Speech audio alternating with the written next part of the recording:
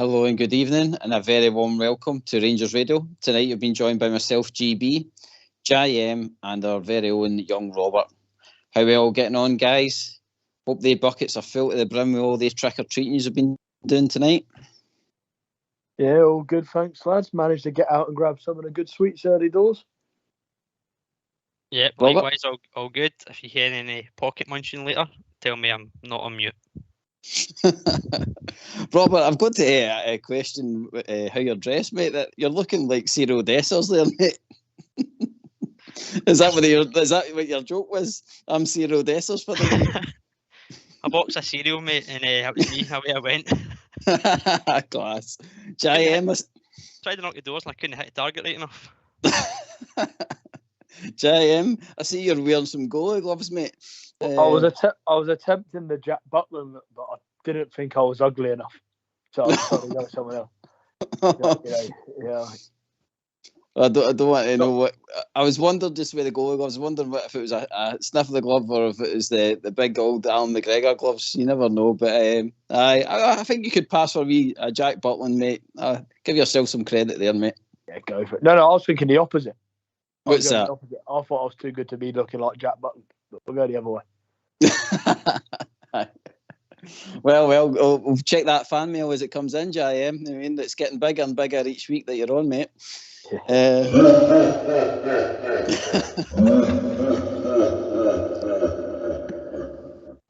Well, it is Halloween night, and since you have been out trick-or-treating, did we hear any good jokes while we're out trying to fill those buckets? JM, did you catch any good jokes tonight?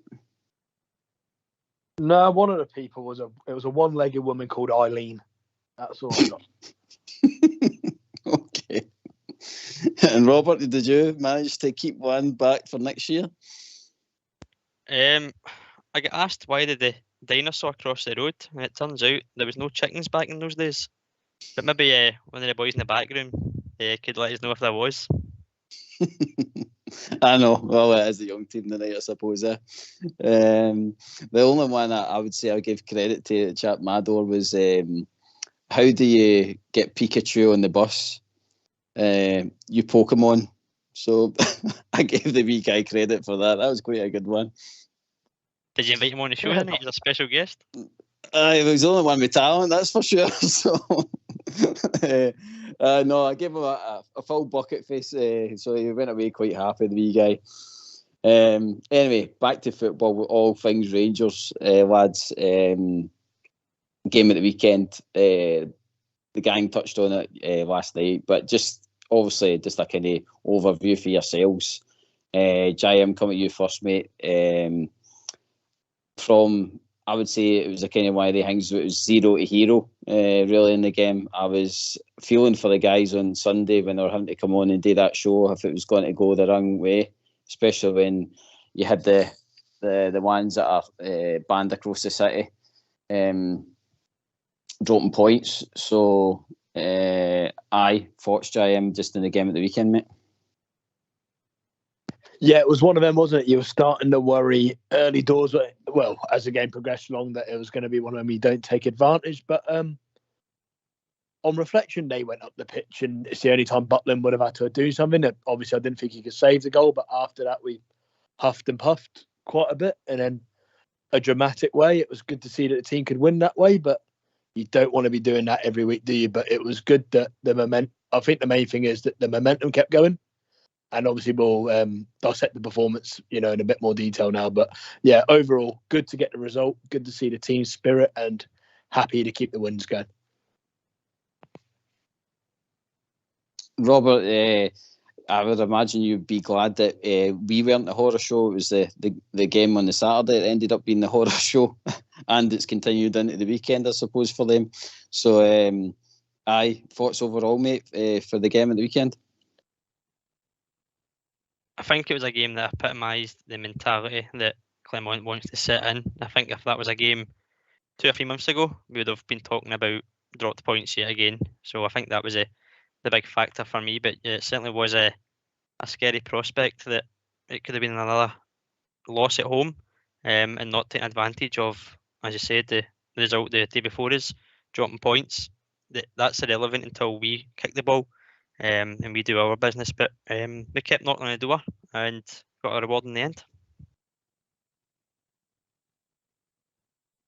We did, JM. We got our rewards, and I think, as Robert touched on, if that was a game, I don't know, 3 weeks ago, I don't think the Heeds would have been up to keep on pressing for the goal. I think it was that kind of way that manager touched on his presser, that it was just that mentality, never give up, and I think, do you know something, with the manager, the way he's talking, he's trying to install this into his players, that he's needed examples to show them, and now he's got a fantastic example that if you just keep going right to the end, then you can get a winner, you can get the 3 points, and now he's going to obviously use that on them all the time now, so they've got no excuses in a sense, which is good. Yeah, no, 100%. And when you start, obviously during the game, emotions are running high, especially when you're not getting the goal, you're shouting and everything. But when you actually look at the stats, if it was a boxing match, it would have been stopped. We were all over them after the first 10 minutes or so. I think what maybe helps with that pressure, I think with the new manager and a fresh start, maybe the team have earned a little bit more patience from the crowd, or maybe a bit more understanding. Different system, and the manager's not going to get as much stick. Maybe that helps, even though obviously, rightly said, there was a few jeers and boos at half time, but it wasn't what we were seeing under Beale. And maybe that just gave the players a bit more confidence to keep believing and knocking on the door. But no, it's good for these players to see, and especially the new ones, that they've got that in their locker. Robert, it's just that obviously the manager needing examples for the team. The manager's having to give examples out to the fans as well, because let's be fair, mate, we've not been watching any great football and stuff like that, but these kind of wins at the weekend and stuff like that gives us the belief as well as a support, you know what I mean? And I think, as you've seen at the end with Danilo and Cantwell and stuff like that, away up, and the Bears cheering them on and stuff like that, that's going to breed confidence into the team. It certainly should, and I think it gives us confidence as fans as well, watching it, that although we don't want it being as nervy as it was in that late show, if we're going to get results by doing that for the 90 plus minutes these days, because although they get the early goal, the game, remember, is another 90 minutes on top of that. So we just kept going, and it was an example from the players as individuals as well to get belief. And it's probably a confidence booster for them, the manager, and of course us as supporters. But now we have to move on and put that into tomorrow night's game as well, which I'm sure we'll discuss later in the show. But it's just about taking those positives. Yes, there was errors and issues that they'll flag up, but certainly overall it was a more positive outlook. And again, it's 3 points ultimately that could be massive come the end of the season. It's good now, obviously, looking back in the game, and I suppose it's the same for the manager. For Shankland's goal, you do wonder why, like, somebody's, like, say, Ridvan's been left with Shankland. I mean, it'll be another learning, like I says, for the manager, for the whole squad, how they'd kind of deal with the kind of boys into the box and stuff like that. Because, let's be fair, it was a good header with Shankland and stuff like that, but you don't have your smallest player up against a guy that has been scoring goals. Yeah, no, he spoke, as soon as he came in, he spoke about being in transitions and that, about not being vulnerable when you give the ball away or on switches, when possession's changing. Obviously, don't take the finish away from the guy. It was a really good header, but I actually noticed in the breakup of that, when you watch on the replays, originally Raskin's actually next to Shankland, but I don't know if it's with the whole teams just moving out together. Raskin sort of leads him, and I don't know who originally Ridvan was actually with another Hearts player, who then sort of moved century, and then Ridvan sort of pedaling back. I mean, I'm not trying to put any blame on it so such on the Raskin, but it just shows how, everyone can maybe help a little bit more. But when it comes to the header itself, obviously he got caught out a couple of times later in the game, but Ridvan needs to be doing a little bit better at just timing the header, or at least making it difficult for him to get a clean header, because obviously he's not going to win an aerial battle, so you've just got to make it as hard as possible so he can't make a good header like that. I think, Robert, that's the thing that JM's touching on. The managers want them to obviously move. I think he's said this before in his interviews, that he wants the team to move as a unit when they're pressing and defending and stuff like that. The players need to understand when to move together and stuff. And again, maybe that's again just another learning for the weekend with how obviously Shankland got his goal. It's just the team kind of still learning these new ways of our manager. It will be, as you said, it's early doors that Clermont's come in, and before the game last week, he had 2 days, and then he's had a European game in midweek as well. So he's not had a full run of training continuously without a game. And again, he's not got to this week with the game tomorrow night. So it'll be an issue that I'm certain he'll identify, and he'll work on it in order to move them quicker as a unit, but together, not just covering the ground for the sake of it, but moving as a unit to nullify the gaps and the space in between. Don't take anything away from Shankland, let's be honest, it was good movement, and that's something we've not seen from our striker. So it's a good finish from him, but the only downfall for Ridwan is he's not blessed with the height. So as JM said, he's not going to win those aerial battles, but it's about getting himself into those positions that he can cause a striker to not a clean strike on the ball or a header on the ball and just not have a clear leap. But as a unit, we'll move together across the pitch. But it's just one of those ones where the goal came early on, and we obviously had time to rectify it. But going forward, I think we'll see a lot more cleaner movement together as a unit as well. And it was still early in the game as well. The team obviously hadn't really settled the game, hadn't settled in until that point, and then they get to go early, which kind of set us back a wee bit. I think that's the thing. The goal did do that kind of thing to Rangers squads that as soon as it goes in, it's like panic stations. It's like, oh, we need to get this goal back as quick as possible and stuff like that. And for me, I felt as though we still had the full half to take care of that. And when Tav got his penalty, I thought, well, that's us. We'll probably go into the break 1-1. But unfortunately, it hit the post. And then after that, I mean, considering the way our strikers had been playing, JM, I was hoping for changes, and our manager done it, didn't he?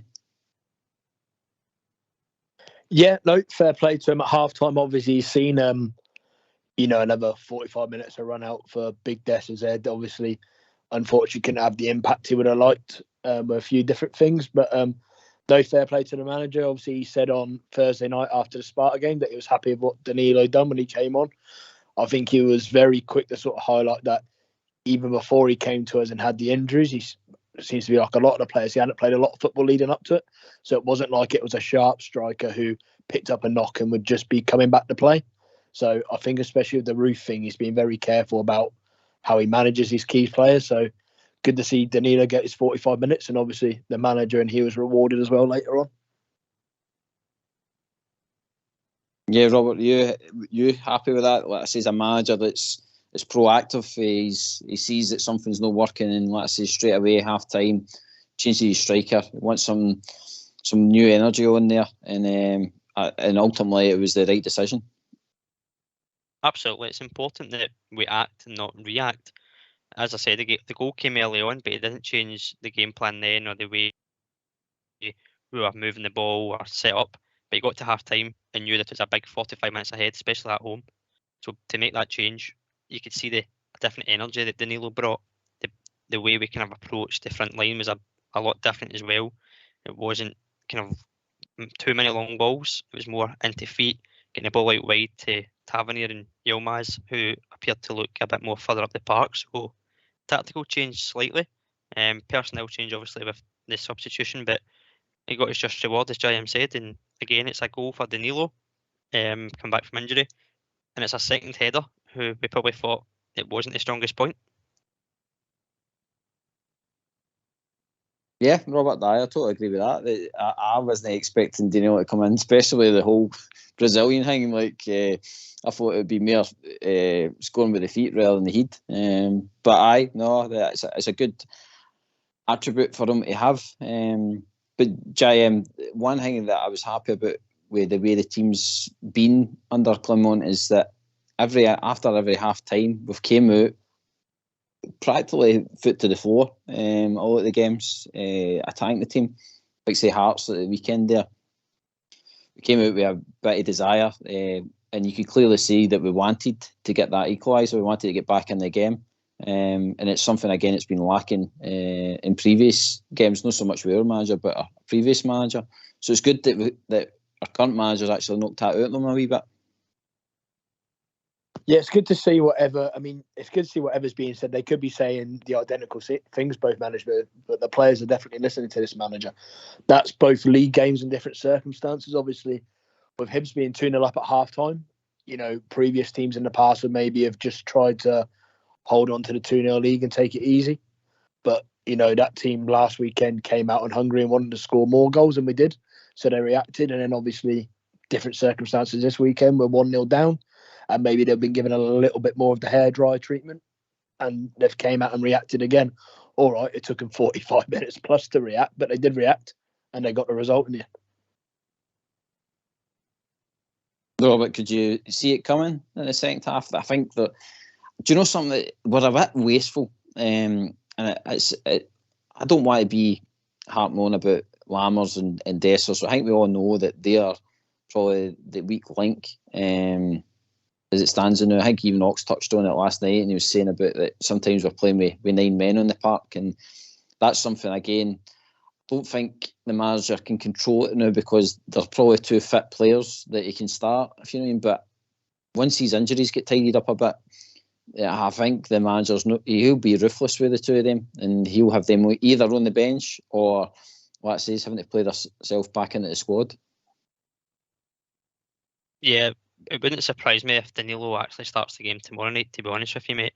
I don't think it will last the full 90, but I think he will start, and Dessers will come on from and about the hour mark. The fact that he's scored now in 2 goals, obviously before injury, and then coming back from injury, the energy he gives, it gives him that kind of edge for me over Dessers. Lammers, the injury to Raskin, I don't know if that will maybe make Lammers stay in the team a bit more, just given who might cover Raskin, and whether it's Cantwell that drops back in, or if it's a Dowell coming back that covers that position, that might just give Lammers those extra run of games. Whereas for me, he probably needs a drop to the bench and somebody else take his place to try and show what they can do.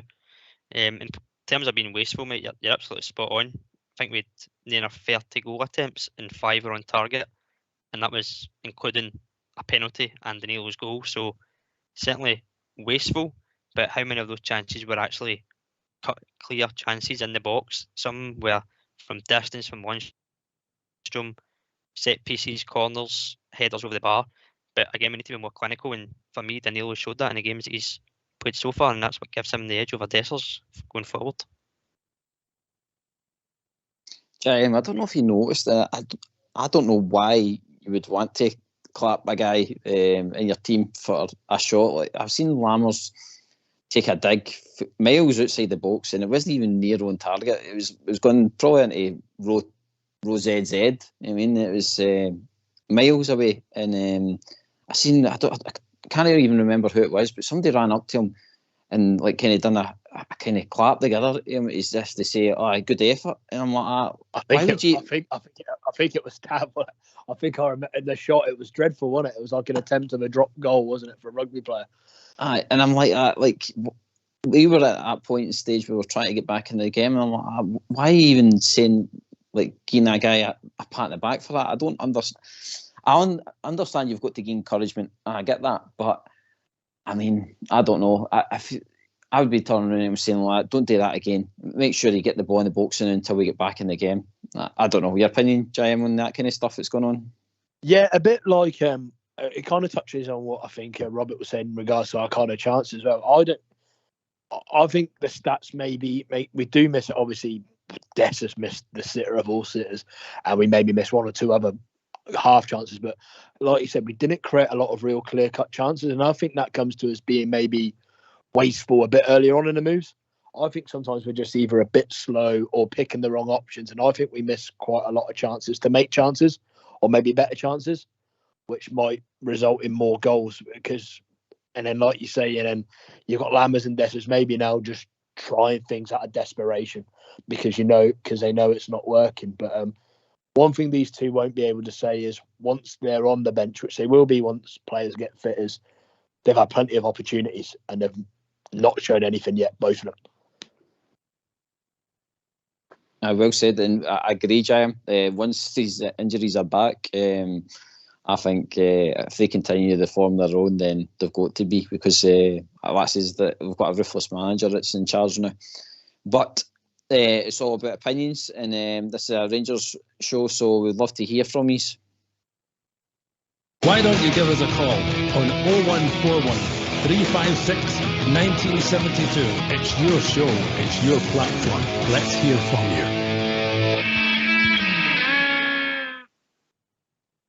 Yes, give us a wee phone. Let us know how you are feeling about the game at the weekend, the game tomorrow as well. We'll be touching on that later in the show. And if you've got any decent jokes for radio, please phone in and give them as well.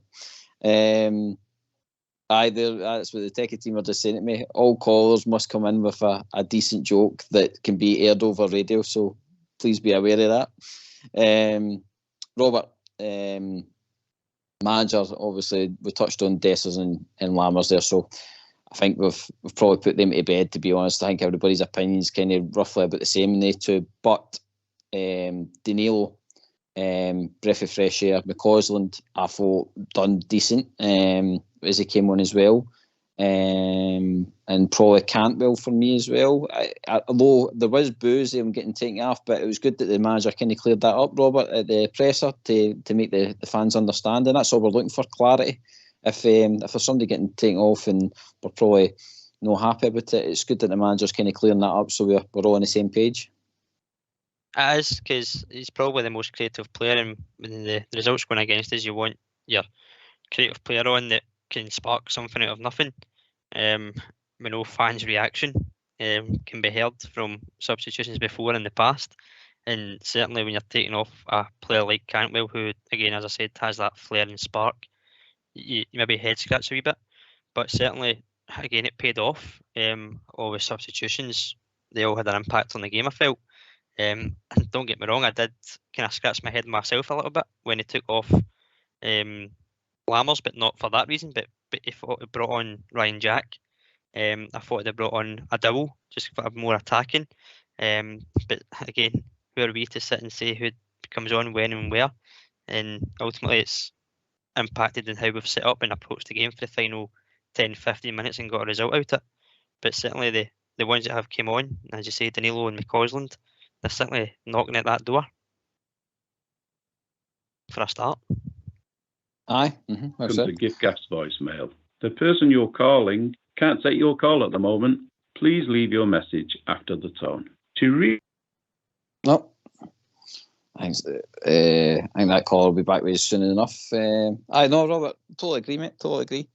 JM, Danilo, we asked for players to go and grab the shot, and I think that boy, even pre-Beale as well, that it was looking likely that he was going to be the kind of main starter in that position. So I think he's came back. He's looking probably fit and fitter each game, and he's loving that mask as well. he could be running a bit like Batman tonight. He couldn't have taken it off quick enough, could he? I think it's getting on his nerves when he scored that goal. He ripped it off, didn't he? But Danilo, fair play, Danilo. I mean, I won't pick. I mean, up to it, obviously, again, maybe emotion running high of the result or whatever. Obviously, he still looked like somebody that needs games. He a few touches and a few half chances. He got a few crosses coming in sort of round waist height or whatever. And I thought he could have done, maybe looked a little bit sharper, but that will come with game time. But what he gives you compared to the others is a bit more energy. And also what you've seen with the goals he scored is he'll take his chances. He don't get many chances, and he's already scored a couple in the league compared to the chances that others have had. So it make you think, if we can start providing him with regular quality service, surely, the sky's the limit of him, the amount of goals he'll score. Jay, you talk about quality. I mean, the ball in for his goal. I mean, it was right up there, wasn't it? It was something that was lacking in the game, and thankfully it came just at the right time, Jay. Yeah, he could any better. Could it took, the defender just took half a second to think about it. That was him out of the game.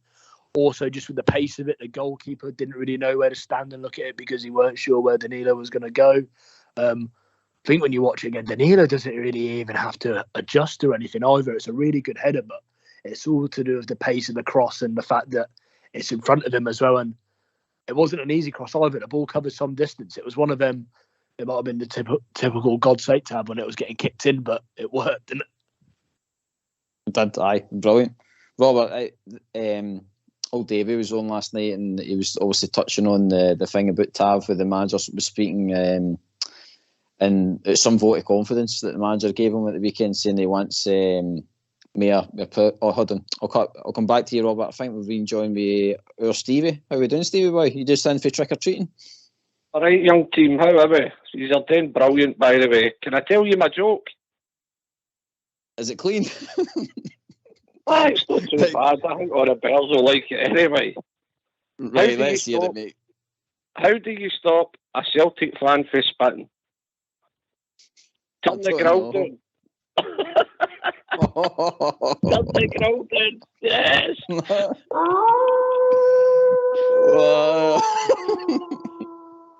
Brilliant, Stevie. Is this? I heard last night you're all sorted for tomorrow with your pork chop and your tequila rose. Chop pork, no pork chops. Pork chops is at Christmas. Listen, right, Stevie. Me and my wingman are sorted. Listen, me and that man could write a book about going to see the Rangers up the back of the buses. What a laugh, by the way. And listen, we need to get behind. See, listen, Deserts and Ladders, we know what they are. We don't need to keep chasing our tail with boys. We know what we are. But see, tomorrow, every Barrett's got to Dundee. Just get behind the boys. Try and give them a bit of confidence. Sing their names. Even if, listen, we've got to use reverse psychology. We've got to do it. We need to get behind the team, behind the manager. The big man's not going to suffer fools gladly, is he? He's keeping an eye on things around. He's not happy about all this injury carry on. And I've got a sneaky suspicion the big man thinks maybe some of them could maybe push to play, but they're no. You know what I mean? So he'll take notes of things, and then when January comes, we'll see him put his own stamp in the team, and we'll see who's staying and gone and all the rest of it. But listen, boys, we need to galvanise. We need to get together. We've got a chance here. We've got a chance. They're divided. I don't know if you've heard the news about the Gun Brigade, but they're going to end up divided here, by the way, and we can sneak in the back door if all goes well. So listen, just get together and let's get together, troops, and we are the people, right? Now I need to go because there are a couple of wee creatures at my door. Do you know what I done or no? Do you know what I done, GB? I got my Jimmy Savile cut out. I got my Jimmy Savile cut out and I put it on my front door to keep all the means away. I thought that was to keep the Celtic fans away. Oh, none of them came near there, well warned. Right, okay. I'll talk to you boys. Keep it going, by the way. I'm loving your show, by the way. See your stats and all that. You're doing brilliant, young team. Do you know what chopped pork is? Can I ask that question? Yes, I have that chopped pork with a wee bit of tomato and a roll every now and then for my lunch. Oh, there you go, GB. No, you weren't born with a silver spoon, son, were you?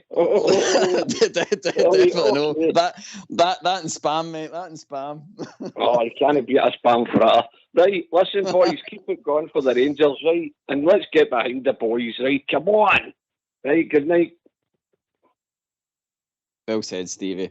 Robert, some man in it, Stevie. They travel up and down the country to see the Rangers. And Stevie's right, Robert. I think, see whether it's obviously as long as we're winning, but if it's a win and it's a kind of shaky performance, I think we need to start kind of taking a leaf out of other teams' books in the sense of, see when you see down south and stuff like that, Liverpool and that, you always see the team go up and the fans are cheering and that, even a small result for them. I think even like Stevie touches on, we have got to galvanise here. There probably is an opportunity, as he's touched on, since the rest of the mob across the city are out, guys in the night and stuff like that. I think there's an opportunity there for us to maybe give confidence back to players. I mean, I think some of them have got it for the weekend with their performances, but maybe, let's say, Dessers and Lammers, could they be in the same boat as like Amatondo? Maybe they just need a year under their belt. I don't know if they'll get it, mate, but I think we need to galvanise a wee bit. We do, and it's probably a good thing in a sense that we do have the games midweek and at the weekend that keep that momentum going fairly quickly. You're not sitting for another 5 or 6 days to the next game. It's less than 48 hours away, so you keep momentum going, you keep the confidence going. And again, as long as we focus on ourselves and not what's happening elsewhere, the most important thing is we get the results on the park. And as you say, whether that's a sneaky 1-0 or a 4-0 clean victory, it's 3 points no matter what. And they 3 points cut the gap each week. And if they keep dropping points, then we'll keep coming behind them. And before you know it, we're the ones at the top. And we've always welcomed the chase, and I'm sure we'll do it again.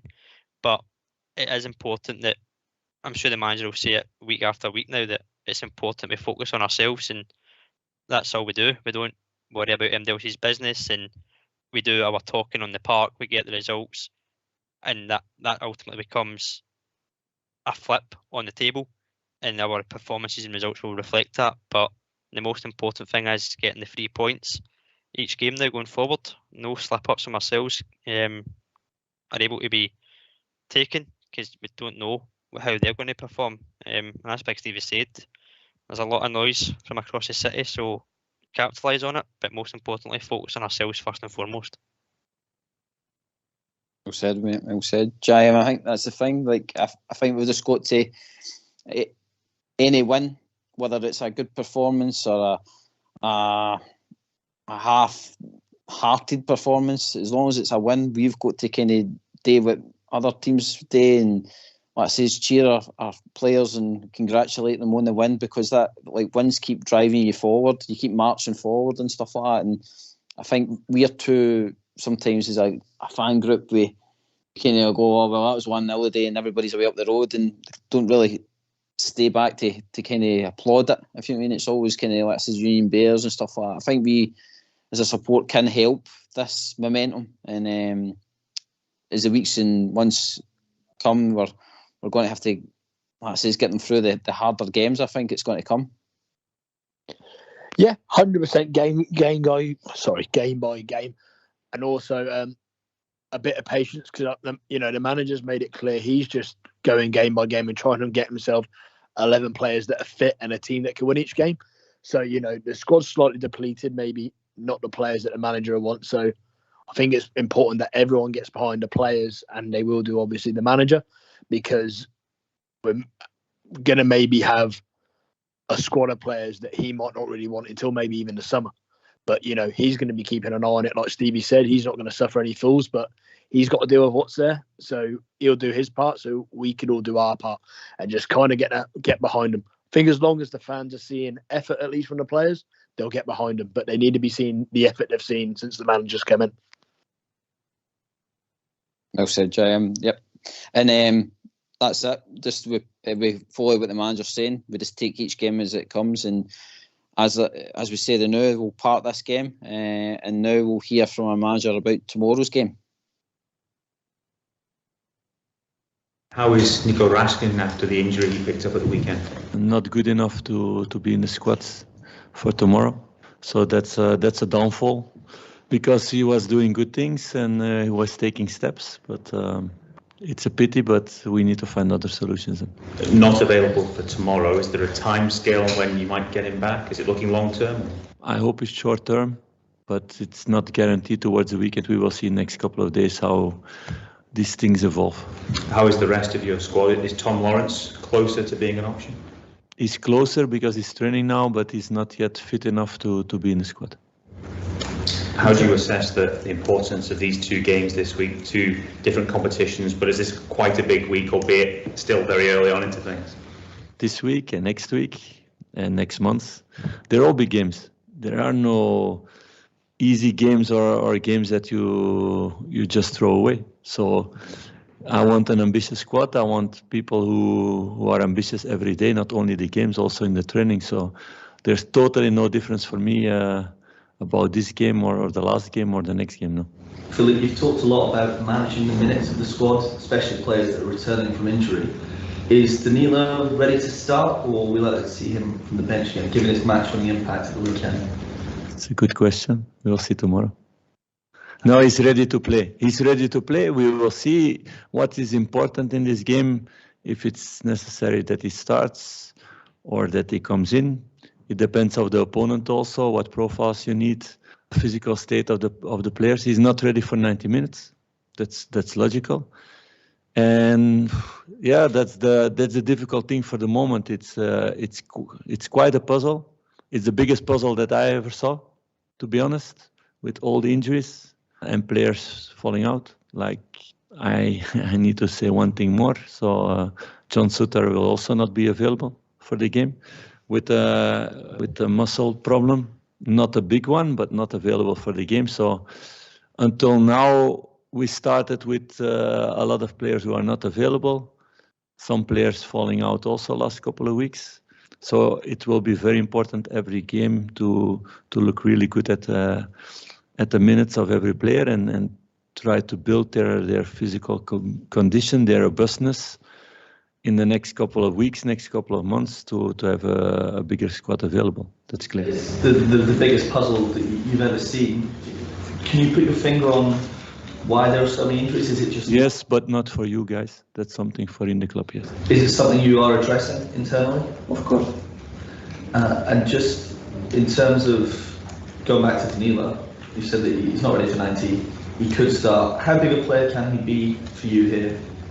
I don't believe in those things that you can say, okay, he can grow to that level, because there are players always that surprise you and that go beyond that level. There are also players that never reach that level. So it's our responsibility, for me, the staff, everybody, to give them all the tools to become the best players they can be in every sense, physically, technically, tactically, mentally, to work with them really hard every day, to let them make progression. And then it's about players taking these tools also and use it. So that's what we're going to do, like it's been in the other clubs also. And it's about players taking their own responsibility in that. But it's a young player with potential to grow, that's for sure.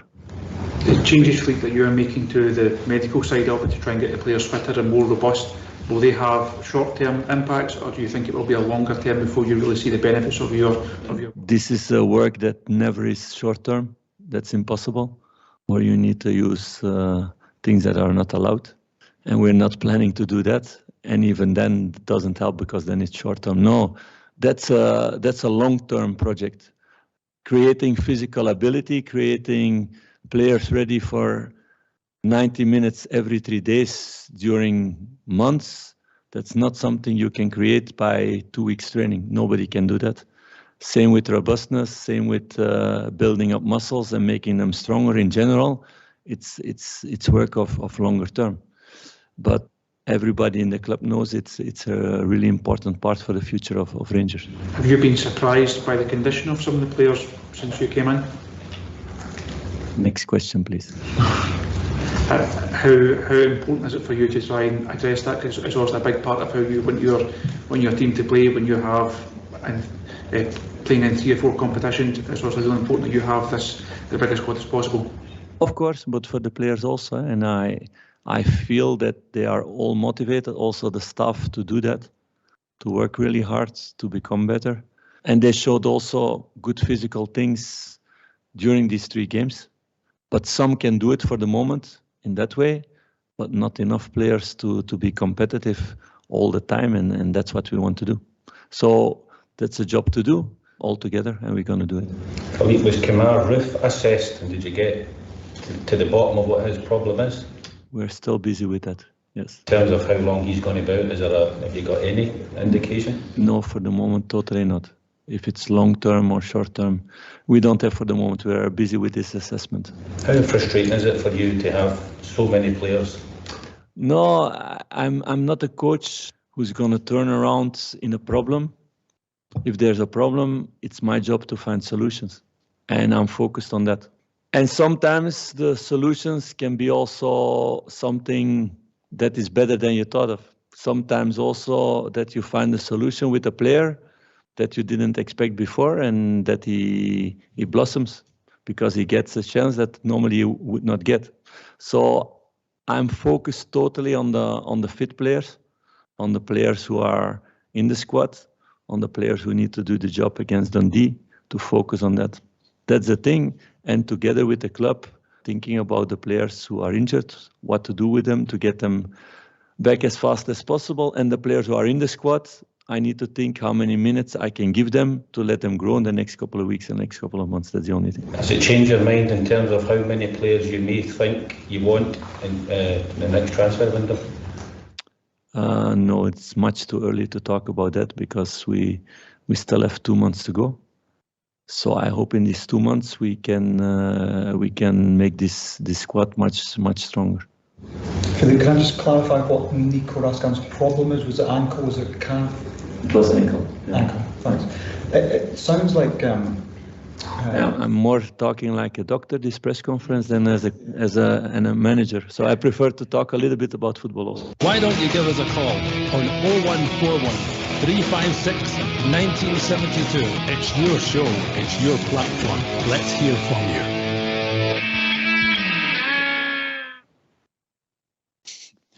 The manager not mincing his words there. We've got another wee 4-minute clip of the presser coming up later. Manager not mincing his words, lads, about how we're talking like a doctor than a manager. I don't think I heard one thing about the game about Dundee tomorrow, apart from injuries. JM? No, I think he's letting them know that he's already got their number, hasn't he? I mean, I'm not sure who's asking what questions they're over. I know there might be some fan media in there, but all looking for the negative stories, not wanting to talk about the win earlier in the week or, positives leading into the game. And fair play to him. He answers them honestly, doesn't try to be smart, and also like some of the answers he gave, to be fair. Robert, mate, your thoughts on the presser? Very professional. Some people might find it quite arrogant if the way he comes across in the answers and says, I'm not telling you guys and I'm not a doctor, let's talk football. But that's professionalism in my eyes, and I think that just comes with experience. If that's Michael Beale sitting there, he's telling you who Ruth's seen and when and where, and as a specialist, and when he's going to see him, and all that information that is irrelevant. I think I picked up something when he said that players had been falling out.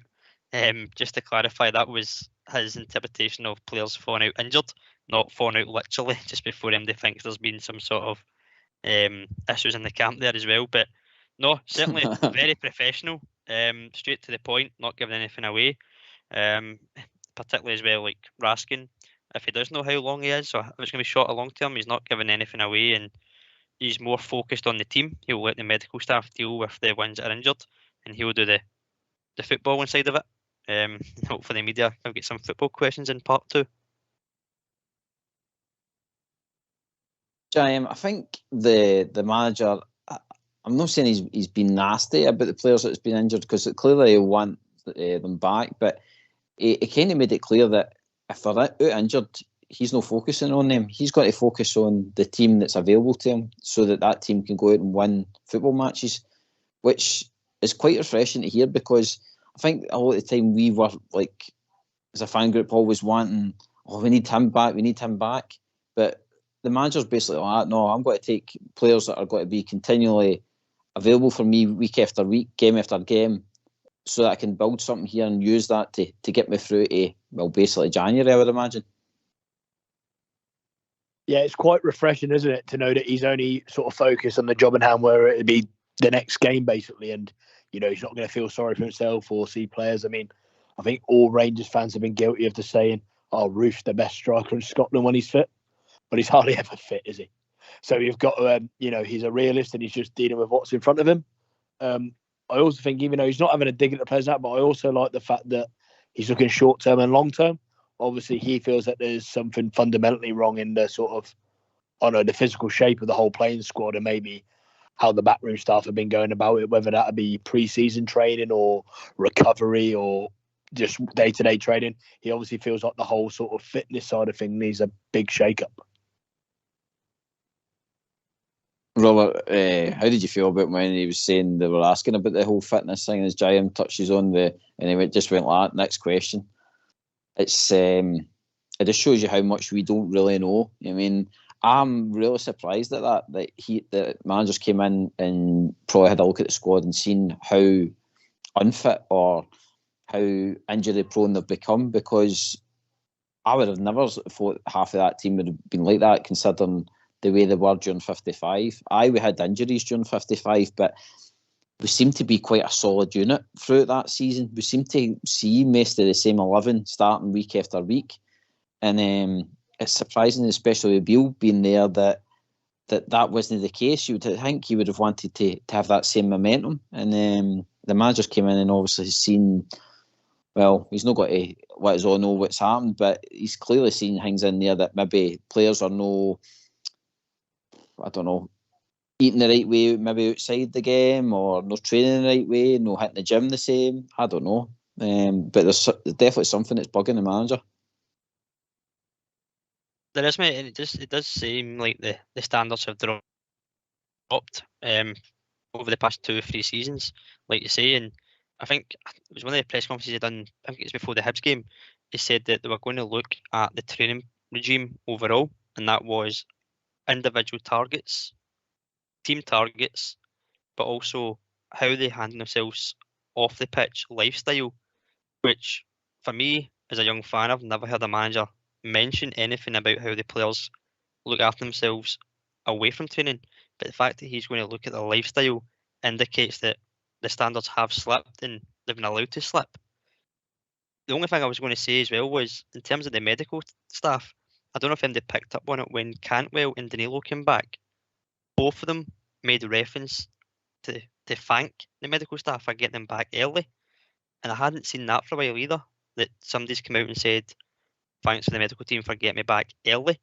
And it seems to kind of put a bit of a spotlight on the medical staff again. We know the doctor came back. We know how fit we were under Gerrard when he was there, and the difference under Van Bronckhorst and then Beale. Since he's came back, he's had to deal with all these injuries. Muscle injuries like John Souttar's, they can happen. That's just part and parcel of football. But it certainly shows that there has been that drop in standard. But it was interesting that Cantwell and Danilo both made reference to the medical staff. So again, it seems to be there is an issue, and the players maybe noticed that as well. And is that a vote of confidence in the medical staff from the players, thanking them for their efforts? Don't know, Jay. Your thoughts on it, mate? I thought with the doctor coming back, I thought he would be the kind of Harry Potter and go in there and fix them all, to be honest, because he was the guy who was there, when I say June 55, and seemed to keep everybody ticking here with his medical expertise and stuff like that as well. But maybe it's, I don't know, maybe the manager's got to be looking at another position in amongst there that he's got to add to him. Maybe somebody like I say is a technical director of training or something. I think, like I says, he's got his spotlight right on it because he's not happy with it. Yeah, maybe the what we decided to go at the start of the season, one man doing it all. I think it shows it doesn't work. I know you've referenced the 55 season. I mean, obviously the players that we've still got from the 55 season, majority, obviously they've gone from maybe peak age of fitness to slightly going over the other side of it. Maybe that's got a contribution to it. They're getting a bit older, so knocks or whatever aren't as easy to shake off. It's not as fresh or whatever. Also, maybe just a different in management. Obviously, Steven Gerrard, top world class, one of the best footballers in the world, aware of the fitness required. The same with Van Bronckhorst. Both them teams were fit. I remember, winning European games and then winning semi-finals in extra time and winning cup finals in extra time, and we still looked the fittest team after we played Europa League finals. To go from that to drop to this, where we can't seem to get players, we struggle to get a squad of 15 together, it's quite frightening. Very surprising, mate. Very surprising. Robert, you want to touch on it, mate? I think it is an issue that we've seen as fans, that we have regressed since that 55 season, especially the players that are here and the ones that have come in the door. They've not really brought the ones who've went down the standards up. It seems that everybody's kind of slipped down to the standards that was not of what we expected and what we want from our players, as Jim says, to do a European game and then extra time and go that extra mile. It's certainly something I think that Clement is looking at while he's doing his backroom staff. Obviously, there's more roles to be filled within that. We know Graham Souness is close to some sort of consultant role. There's talks about a director of football. Will they have an impact on the medical staff? Will it be a a director of medical, if that's ever a title, if it's a position. I'm sure somebody can fill it. But certainly, the less injuries we have, the stronger squad we get, and the stronger squad is better performances and more points on the board. It all adds up. Aye, it does, mate. And like I says, it'd be good to hear what the fans think of the presser. There's been a few interesting bits that the manager's touched on. He's clearly wanting to speak about football and know every presser turn up and speak about injuries and stuff like that. But I suppose it's the hot topic. So it'd be good to hear your opinions, Gers fans out there. Let's hear from you. Why don't you give us a call on 0141 356 1972. It's your show, it's your platform. Let's hear from you.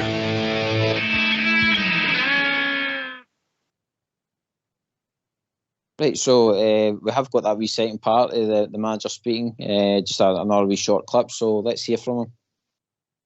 Apologies, kind of related, but football, correct me if I'm wrong, but for you, sports science and the way that you train and the things that go on away from the 90 minutes on a Saturday are hugely important, and it sounds like you want to bring maybe something that you had at previous clubs, bring it here to Rangers. Would that be right? I think it's the story of every manager, that he has his own philosophy of working, how to bring fitness to players, because it's a key part in football. It's not the only part, for sure not, but it's key that your players are top athletes and that they're stronger. If they're stronger than the other team, then you have more chance for success.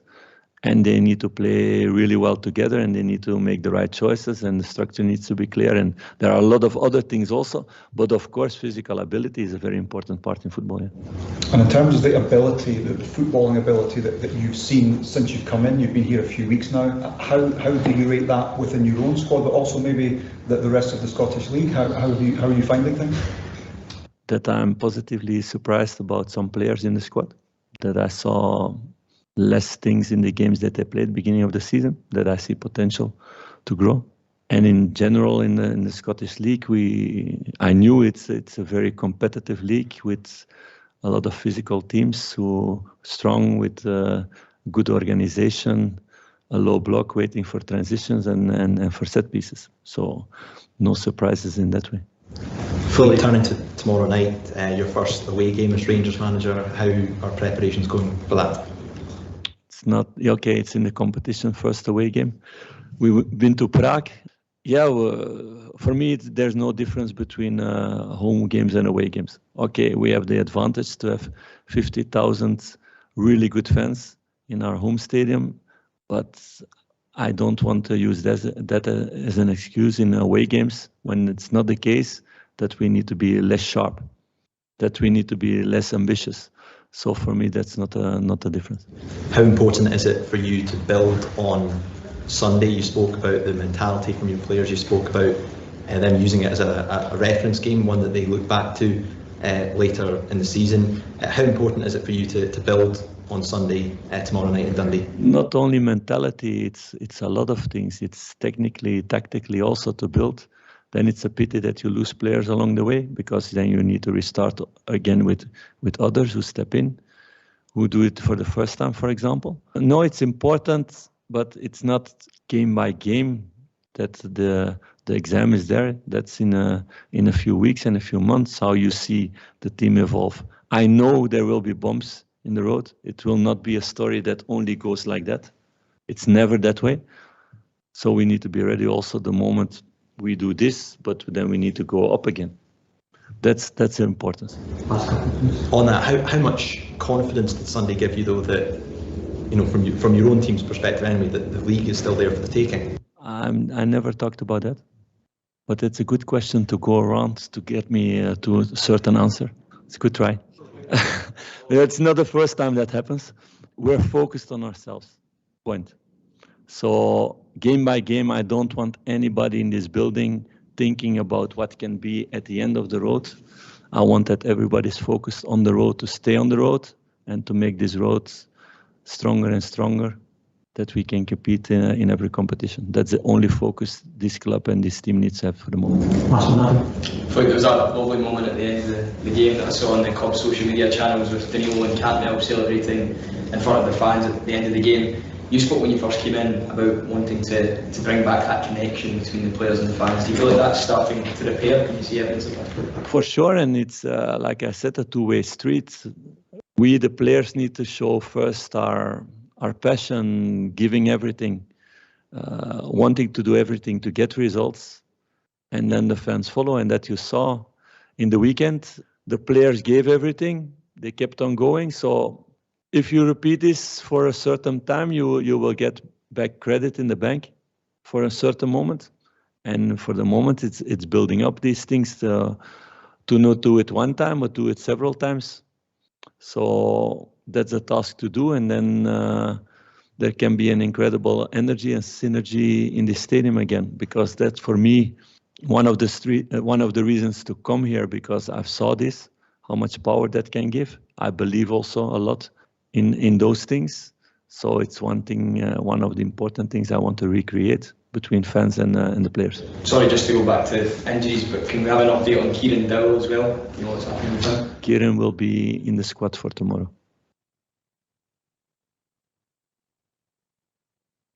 All right, thanks for that, Fox, and thanks for the clip earlier as well. JM, the one positive, Kieran Dowell's back for tomorrow night, mate. Yeah, the forgotten man, eh? We got a look at him, didn't we? Obviously, he played most of pre-season and started the season, but I think every player now, especially him, he deserves a fresh pair of eyes. Don't know if the manager's going to give it and not have any opinions on players and give them a clear slate. So should we? He's obviously got bags of energy and talent. So hopefully, with a new manager, a new philosophy, we might have a player in there, something that's going to help our squad improve. Aye, Robert, he's needed, isn't he? That we're quite scarce in that kind of midfield area and attacking options and stuff like that. So it is a welcome player to have back in the squad. It is, and from pre-season, I quite like the look of Dowell. I'm hoping he does get some game time over these coming weeks. I think he will feature tonight at some point. Whether he starts, that will be up for debate. But again, it's another attacking option. I think he's more.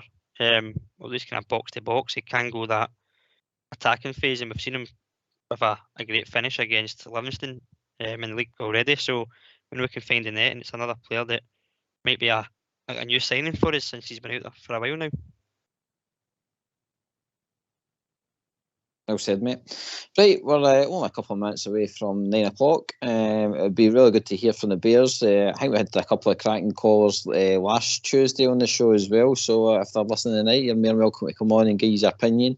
And as we touched on earlier, if you've got any good Halloween jokes, since it's Halloween tonight, you're more than welcome to join us. But here is your tune.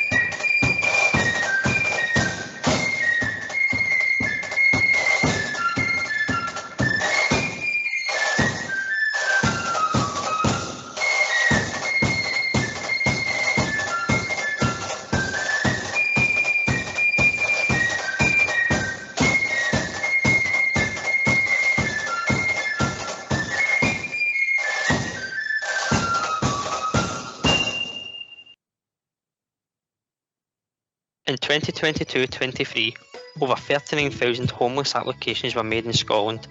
That is over 3/4 of Ibrox Stadium, and it is happening right in the heart of our own communities.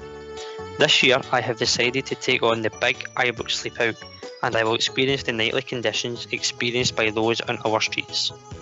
The proceeds raised will be split between Glasgow City Mission, who are aiming to tackle homelessness, and the Rangers Charity Foundation, supporting Christmas initiatives with vulnerable young and old people, providing assistance for young people's employability and work for causes such as Glasgow Children's Hospital Charity. If you wish to donate what you can, please go to tinyurl.com/Rob Sleepout. No matter how big or small a donation, it could be life-saving or changing for someone. Thank you. All I'm seeking is your time. Help me make it through the night. Right, lads, we all back?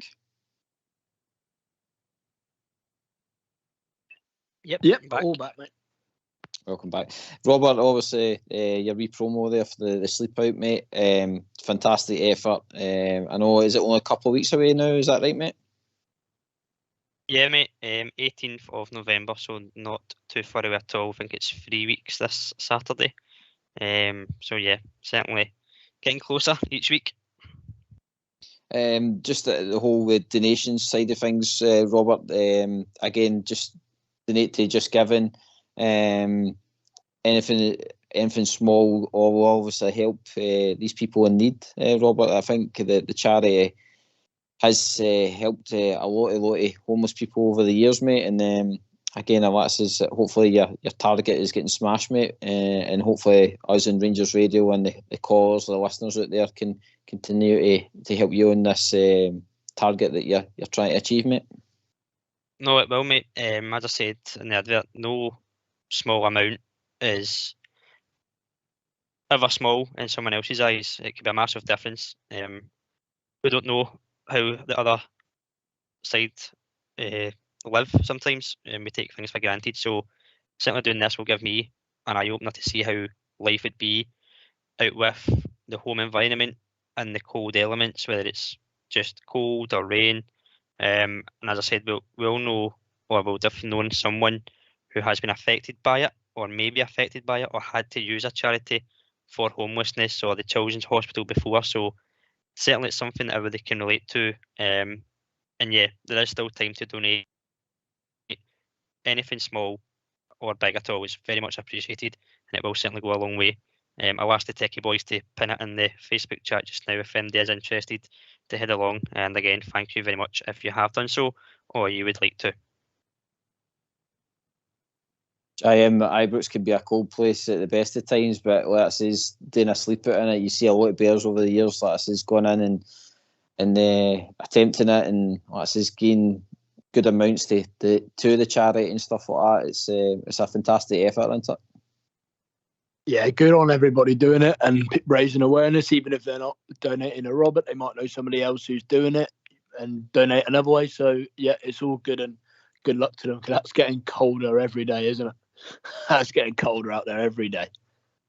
It'll be double layers for you, Robert. I think you'll be talking to the training team at the first team squad when you see them training. You can tell they're getting wrapped up more, and the snoods are coming out and everything. It certainly is. I'll need to double layer, as you said, and hopefully keep the frostbite away.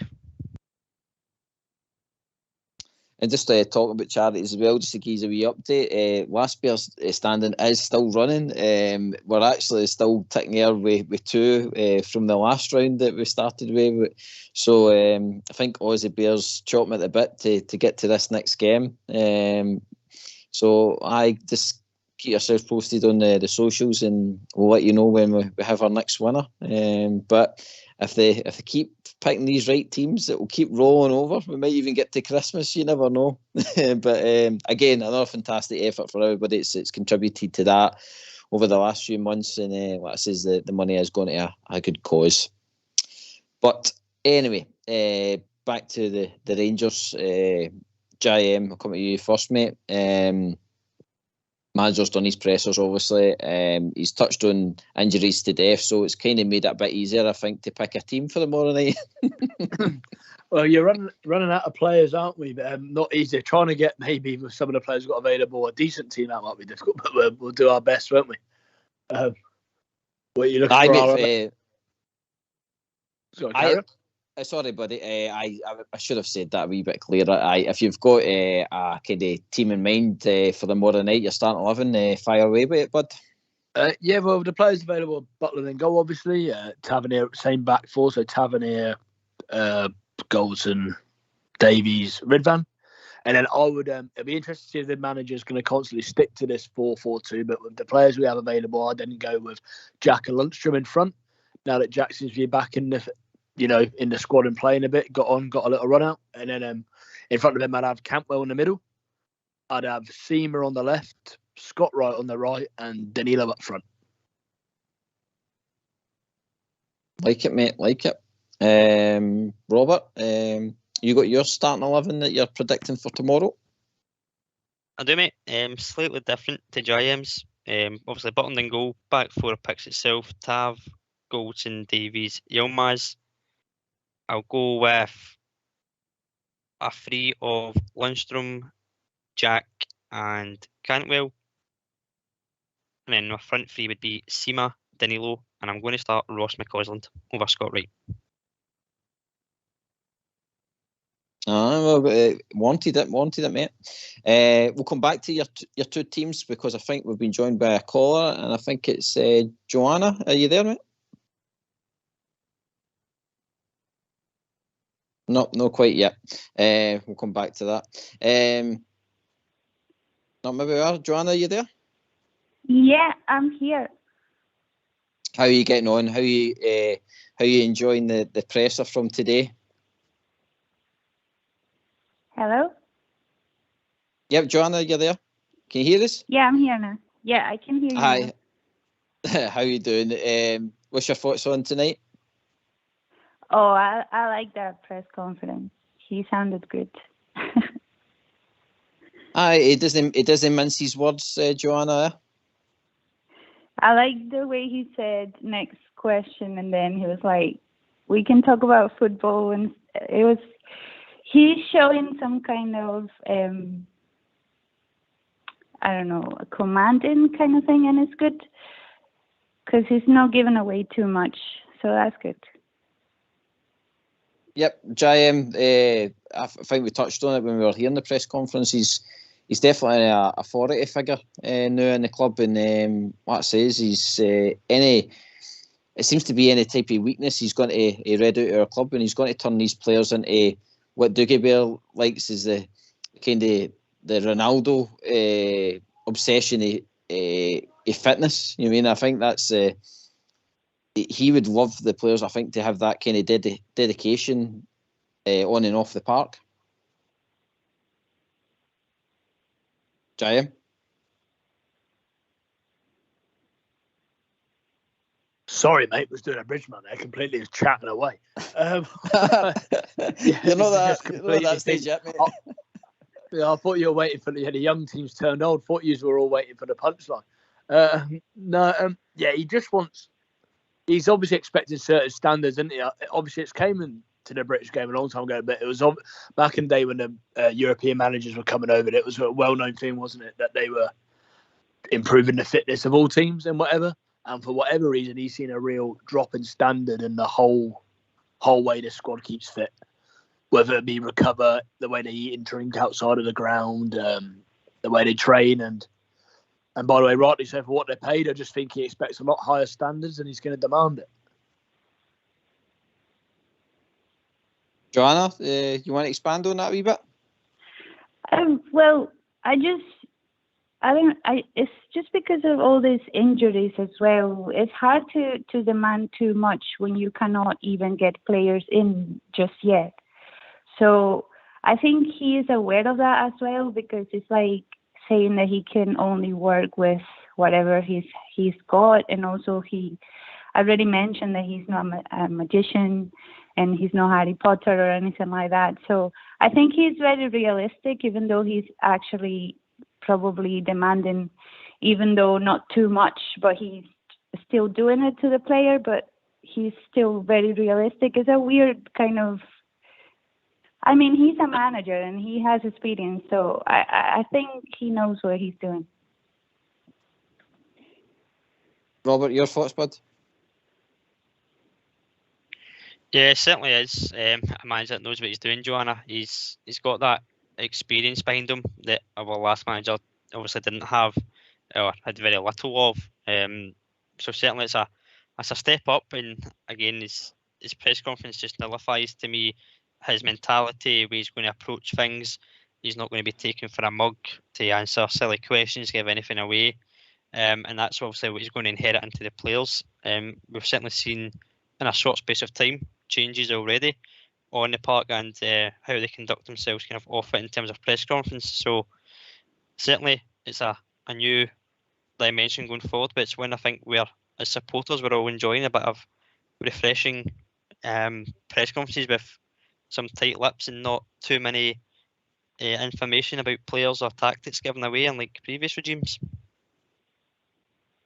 Joanna, what I said last week, you have been building up a wee bit of a fan club on the Rangers Radio. So I've had a couple of questions come in for the socials, and they're saying, like, what is your Rangers background? Like, how did you start supporting Rangers and stuff like that? Oh, that's a tough question. Was it a certain game or a certain player?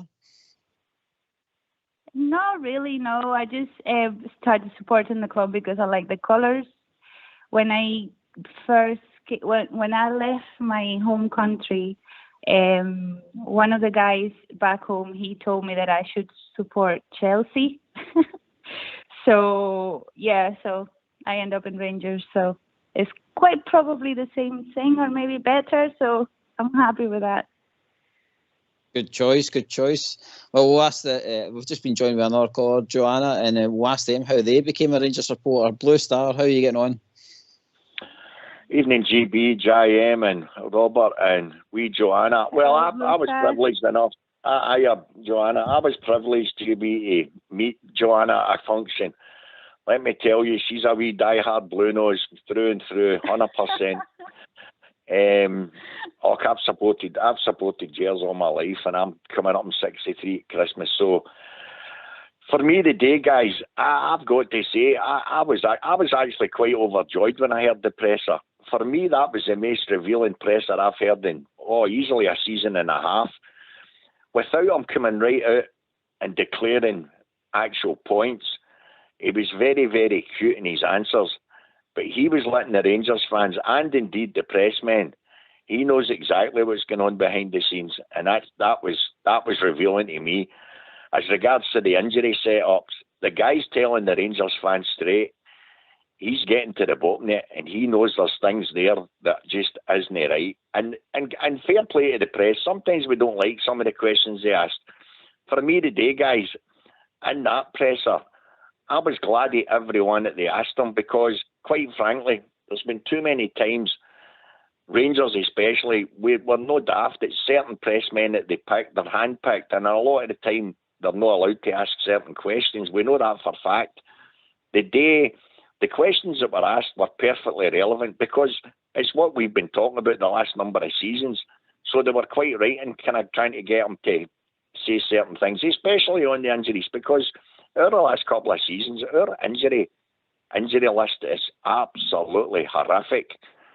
And as I said to Ox the other night, and it was a perfectly good point, and the panel agreed with me, if you go the last number of seasons, even the last 3 since Gio, the money that we've outlaid, and I'm talking about actual players that we've actually bought, name me one that's been a success at our club. None of them. There isn't one. You can go way back to Cantwell and Raskin. Sure, they had a couple of good 6 months last season, but even they've regressed this season and went through either injury or they're running all over the place. The structure of the team was all over the place, as it still is. The guys then taking wee baby steps. And for me, the Hibs game, yes, we were overjoyed because we won 4-0. But remember, guys, we scored 2 quick goals. It's a totally different dynamic. Whereas every game under this manager, well, not so much this manager because he's only had a couple of games, but certainly the whole of last season and the season before, the minute we go a goal down, we have absolutely struggled to break teams down. Now, that's no criticising, that's just the way it's been. And that's exactly what happened on Sunday. Hearts scored a good goal, although for me, Tav was undoubtedly the man at fault, and nobody seems to have got on at him because he was 20 yards away from the guy crossing the ball. He never closed him down at all. Shanklin's waiting at the back post against the weakest guy in the park, so it was obviously he was going to beat him in the air. If you go back to the UEFA final, everybody slagged Scott Wright for not closing the guy down at the cross. Well, that's exactly what Tav done for that goal. As the game went on, we then get a penalty on half time, and we know you can't score all the time, but he missed it, and that would have got us back in the game for the whole of the second half. Fine, we struggled, we had all the ball, but we weren't creating out-and-out chances because the big goalkeeper had nothing to save. He really didn't. But thankfully, the last couple of minutes, we got the win. But there's no doubt about it. Our manager, he's looked at it. And for me, the glaring thing was when he turned around and he says, I know exactly what's wrong. He says, but it's not for your ears. So he's looked at the background in the last 3 weeks. He's seen what he doesn't like. And I'm telling you guys, I think he's absolutely gobsmacked with the inferiority complex that he's seen there, because there's things that we're not privy to, but there's obviously massive problems here, especially when it comes to the injury situation. And whether that's medical staff or whatever, or whether it's the training's not had them built up strong enough, I think that's got a bit to do with it as well. But you can tell in that presser today, he knows exactly what the problems are, and he will fix them, slowly but surely. Mm-hmm. I know, I agree. I think that's the thing. The manager says that he knows what's going on, but he's not letting on to anybody else what's going on, which is a double whammy in a sense, because he's protecting the players who are out injured, and in another sense is he's not going to suffer any fools. I mean, if there's players in there that could be back quicker than what they are, then what it says, he'll get to the boat, mate, and he'll make his own assessment, because like I says, January's fast approaching, and the big man will sort it out, whether he needs to find new players or he'll start using players who, as we've touched on, who are constantly fit. JM. Yeah, no, it was a proper managers and adult sort of press conference, wasn't it? He answered all the questions, like, bit of tongue in cheek, but respectfully, let you know he was injured. But why should we be telling opponents when players are going to be ready for, and let them know when people are coming back? I think we've been guilty of giving away too much information, but he still wasn't being sort of ignorant. He was telling everyone what they needed to know. He made it clear that, everything's under control. When they mentioned January, he said, hang on a minute, I've still got a couple of months to look at this squad. Even I don't know exactly what I need yet. Now, he might just be saying that. He might already know he needs half a dozen players, but that's up to him. But no, really impressive how the manager handled that press conference, and looking forward to tomorrow. Robert, I think that's the thing, isn't it? The manager's he said what he's needed to say, and he is not going to let any negativity affect what he's trying to do, which is basically win every game that's in front of him. He's effectively shutting the noise out from the outside and focusing on the team, and that's the way it should be. We've been guilty of that in the past, where we've looked at what's been written in the papers, what's been posted in social media, and then we've played a game and it's went horribly wrong. So to conduct himself the way he is, by distancing himself from all these questions and all the noise and focusing on the team at hand, is for me the best way to go about it. And as you say, it's game by game. He was obviously asked about, it's a big week and an early career for you at Rangers, but he answered it perfectly. Every week's massive, and it is. That's no saying that goes without to any club. That's massive. That's Rangers' motto. It's every week is massive, because there's big games involved and there's prizes at stake. It's 3 points tomorrow night, and then it's a semi-final on Sunday. So again, come next week, we could be closer in the title race, and then we could be in a final. And then the next question is, how big a game is it, the final? and that's months ahead again as well. So he's certainly conducted himself in the right way, and we kind of got that impression straight from his initial press conference, the way he approached it, the way he handled questions, and just that overall, as I said in the show when it was announced, that there was an aura about him, just the way his presence was and the way he handled the questions. And I think that's going to be transparent throughout his press conferences and on the touchline as well. We've seen how animated he was on Sunday, and we've not seen that passion for a while now from a manager or any member of staff on the touchline for that fact. I agree, Joanna. We've probably picked the right manager as well to try and bring through our youth. I mean, McCausland has been kind of a wee bit of a mainstay on that bench. I don't know if that's through injuries or whatever, but when the boys came on, he is trying to take his chance and stake a claim in that team, and not to harp back, but what I say is he is kind of performing a bit better than some of the players that's in that squad now. You mean the manager performing better than the players? No, I mean the youth. The managers playing the youth that are like say McCausland at the weekend there. He seems to be getting a bit of a chance. Yeah, I saw that as well. I saw him as well. I noticed him. I kind of like him, so I want to see him playing more, to be honest. But yeah, I was gonna say, because yesterday in the show, the guys were talking about the players that they're thinking about signing and what position should we fill and everything. So I was wondering, what do you think about that? Like, what positions do you think we should fill? Well, I'll take it with the guys. Blue Star, as it stands now, if you're sitting in the January transfer window and you can only sign possibly 2, where are you going to try and strengthen, mate? I would be home. It's definitely no 2. JB, honestly, we are so bereft of talent now. And that's no decrying our team. Simply, for me, most of the players we've got there have regressed. Now, whether our manager wants to get time, because as yet, we're kind of jumping the gun a wee bit. The guy told us, not in this presser, but the previous one, he had only had 2.5, in his words, 2.5 hours basic training with him. Now, he's only had 3 games. That's what he reckoned he actually had working with the whole squad. I presume he's meaning with the ones that were fit, which is maybe 13 players. So that's absolutely nothing, guys, as you know. So even yet, he's been able to do very, very little when it comes to actually training on the training pitch. Because as every game comes up, he's got somebody else that's injured. Know what I mean? For me, if he had his way and he's able to bring in, say he was able to bring in what he classifies as 2, 3 right, what he classifies right goodgeons, and then maybe a couple of filler inners, it would need to be a striker, number 1. He definitely needs a winger, a right good winger. And guys, boy oh boy, do we need somebody in the middle of that part that's an enforcer. Somebody that can control that midfield. Gerrard, and I know they cost money, but he's been working in another country. I'm sure he's got plenty of guys that he can call upon.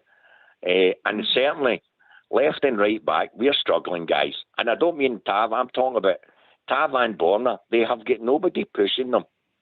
And even with Yilmaz and that, he's now crocked. So he hasn't even got back up now. And that's where we're bereft. And I know we keep slagging Lammers and Dessers, and we all know the problems here. But he's got nobody else to fill in, and that's a great point when you're talking about McCausland and that. Guys, let's be honest here, and you are a lot younger than me. See if you're at our club now and you're getting any minutes under this manager, they should be getting out there and busting a gut. Because make no mistake about it, if they go out and show anything, they're walking into our team now. That's fact. Because the players that are there now ain't doing it from game to game, guys. That's the way it is.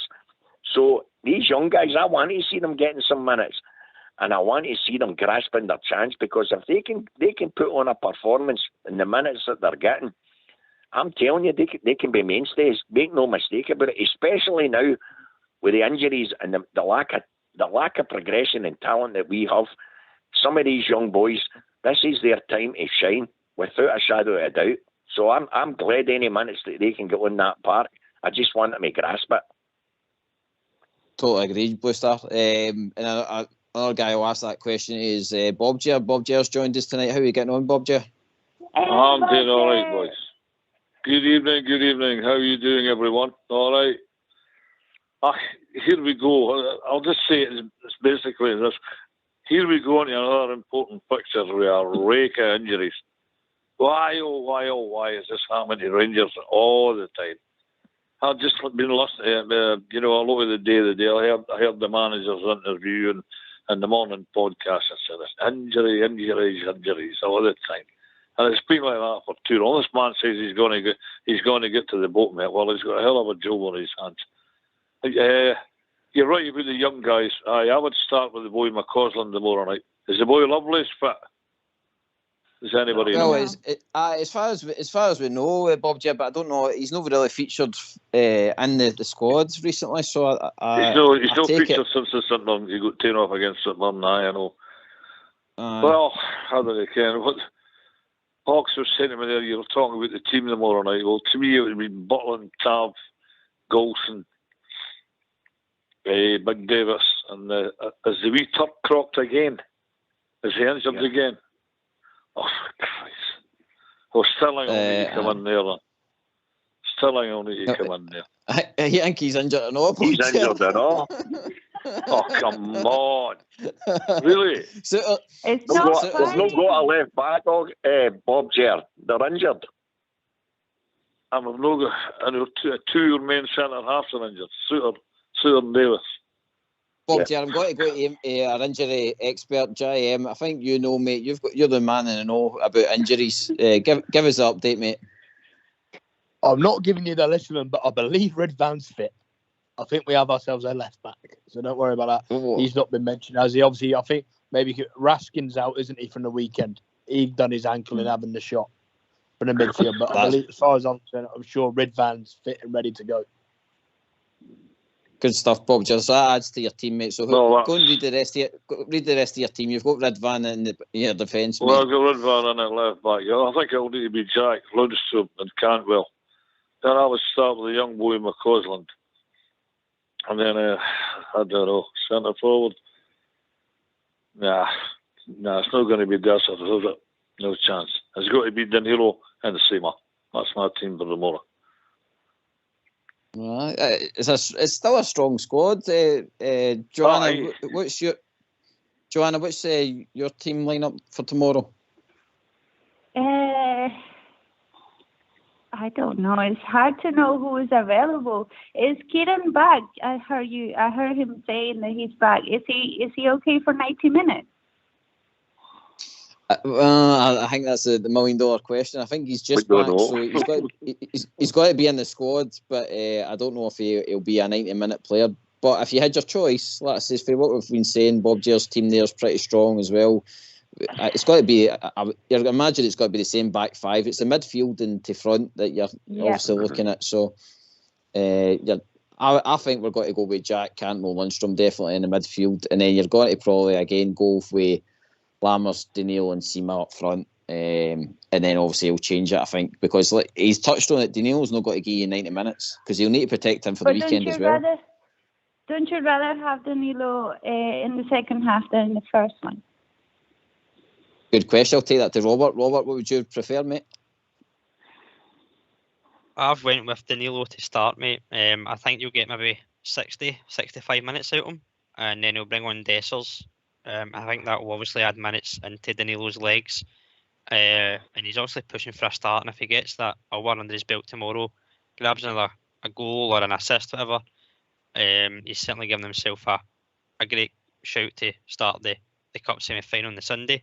Just on Bob Jer's point, Lovelace, I checked the B team lineup today, and Lovelace wasn't mentioned in the squad, so I think he's still injured. I don't think he'd have probably started, might have been on the bench, but noticeably Bailey Rice played today as well in the B team. I know he'd been missing from the first team lineups recently. He also played today in the B team, but Lovelace appears to be injured still. So Bob J must be a wise man because he's picked the same team as me, so it must be a Bob thing. Yeah. Class. The wisest of men. JM, would you again? Would you just let Danilo start and, like I says, take him off and replace him with? Well, I think it's only got to be really Dessers that's available, isn't it? Yeah, no, I can see Joanna's point because obviously, with a big, obviously all the games are big, but with a semi-final coming up and Danilo not quite being fit, you'd maybe like in an ideal world you'd be able to trust Dessers to go out and play, and maybe just means Danilo gets another half an hour and then he could start on Sunday. But just because of how poor Dessers has been, I think we've got to go Danilo from the start. Maybe if we can get the game won in the first half, maybe we can make a change then. But it's all about getting the game won and also just getting some legs into Danilo. Blue Star, we're playing Dundee tomorrow, and they're kind of mid-table and it's away from home and stuff like that. But surely tomorrow, again with the momentum that we've took for the weekend, we should still be going up there and be confident to go and getting a result. I mean, like you say, it's up to players to grab a shot. Blue Star. 100%. And guys, it doesn't matter how poor we think we're playing. Or you've got to look at the whole picture. We know we've lost 3 games, and up until the manager came in, we'd played 7. So we'd virtually lost half our games. The fact of the matter is, we're lying second in the league. We're lying second for a reason, because the rest are far, far poorer than us. So even if we're playing not that great, we should still be more than able to beat whatever's in front of us. And that's just the way it is. So no, we shouldn't be going up there with any fears whatsoever. We should be going up there definitely to win the 3 points. For me, guys, Danilo's a certain starter. There's no way he's starting with Dessers this time. He's seen the reaction for the fans. He's not going to do that. And plus, he's going to look. It's all right saying he's been stuck with him because they're maybe the only players that are fit. But the fact of the matter is, he did come out and he made a point of saying the day Dessers was fit. He maybe wouldn't last 90 minutes. So for me, that was him telling you he'll definitely start. What I would love to see him doing, guys, is maybe playing Danilo in the right, bringing him into the middle for the right, but play Sima through the centre and stick. If he's going to play Lammers, put Lammers in the left. Let Sima come through the middle, because I think he'd be a far better acquisition driving at the defence through the middle. Because let's be honest, 9 times out of 10, even if he's starting in the left, he prefers cutting inside anyway. So why not give him the chance of playing him through the middle? Especially at crossbars too, guys. I mean, look at the height of him. He's going to go on the end of some of them, and he will if he gets in the middle. I don't want to see him taking corners like he did in the last game. That's just bonkers. You don't have a guy 6'3" or 6'3.5" taking corners for you. You want him in the box. He's a forward-thinking player.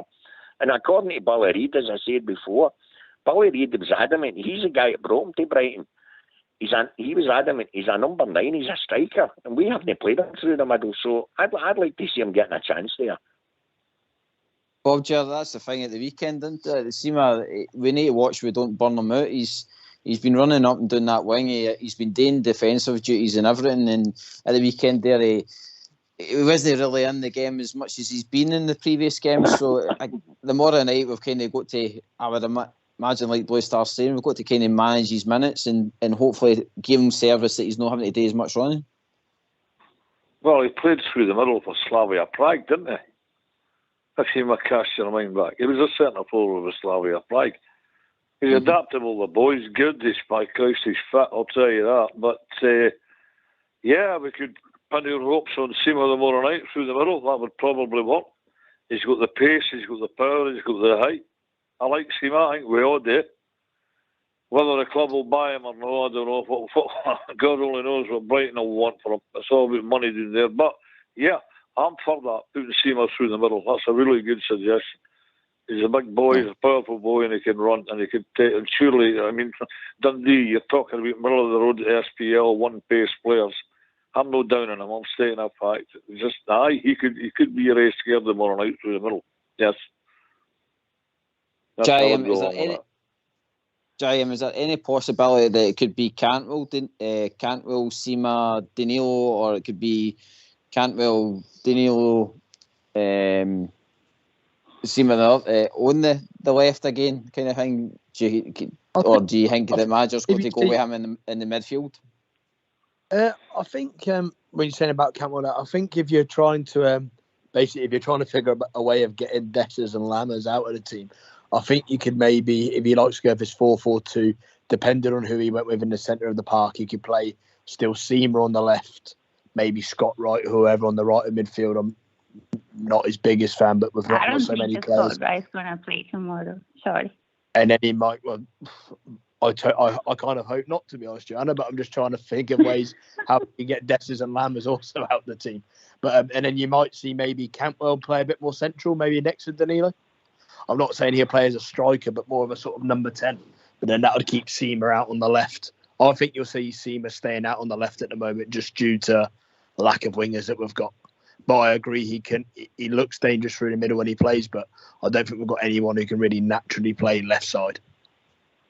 Yeah, Robert, is it just horses for courses now? The manager's just got to go with what he's got, and as Blue Stars touched on, that he is only in the door, so he's going to just have to work with what he's got with and just get us through to, what it says, January. Aye, it pretty much is, mate. Horses for courses, as you said there. The players that we've got the quality there to go and beat Dundee away from home. I have checked their recent games and they're unbeaten since they get beat off that mob across the city. But they've had 2 goal withdraws in that, so I don't fear anything at all from Dundee. I think it could be a comfortable victory. But the players that we put on the park, the ones we have mentioned, between us all, the team lines that we have mentioned, there's scope to play the 4-3-3 or 4-4-2 or the 4-3-1-2. There's certainly a lot of interchanging available to the manager, but ultimately the players have the quality to adapt in game and ultimately get the result at the end of the day, mate.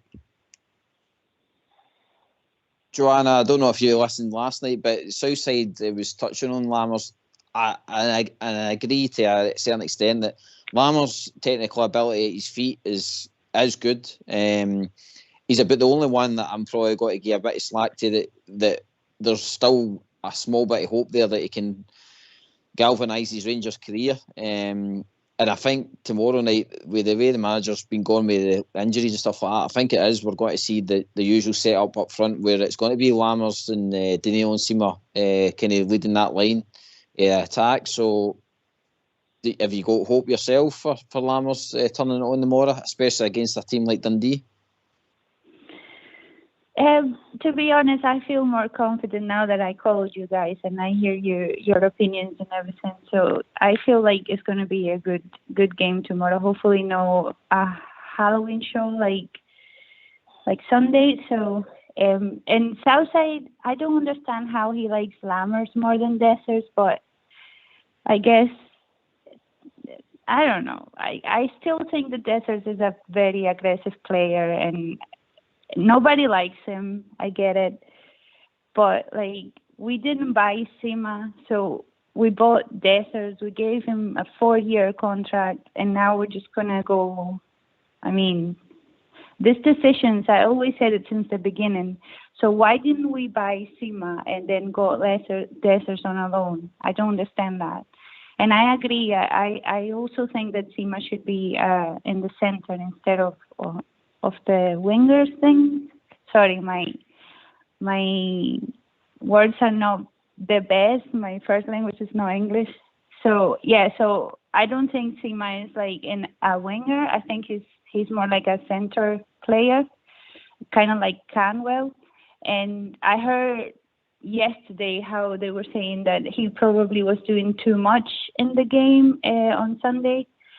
He probably needs to watch that because there's a lot of football coming. So he needs to. I mean, I'm not asking for him to be just doing nothing in the field, but just I don't know, just be more smart in the pitch so he doesn't the decisions get burn out. Yeah. Blue Star, I think that's the thing. See, tomorrow it would probably be good for the manager to maybe go strong with the team and then hopefully if we're a couple up, then he can start to, not saying so much rest, but he can get these, like say your Cantwell's off, Danilo's off, and like I says, I would hope the like say Adessers, if they were coming on, they would be able to see you out a game if we were sitting like say 2-0 up or something like that, considering we have got a very important game at the weekend.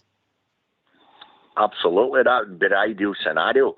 Get them to go out there and impose themselves for the first whistle.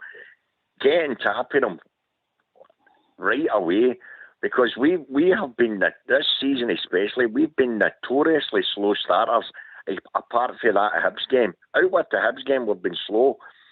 So go out, impose themselves straight away, all the players. And if Lammers does that, then Lammers has got to impose himself more. And he shirks out of tackles. We know he's not a tackler. But goodness me, if he's got the ball at his feet, he's got to go at players. He's got to at least try and run at them.